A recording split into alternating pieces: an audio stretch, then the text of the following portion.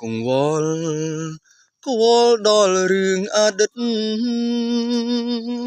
ខ្សែជីវិត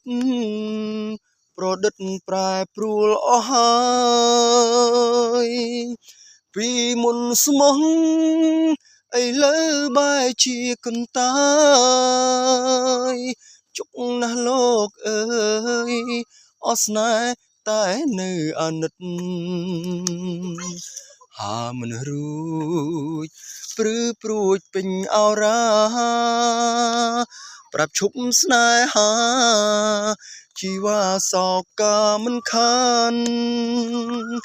ហើយគិតថារូបបងចង់ប្រែដោះប្រានជាព្រានសាមញ្ញ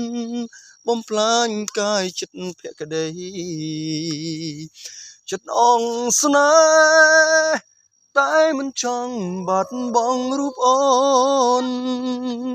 ខ្លាចស្រី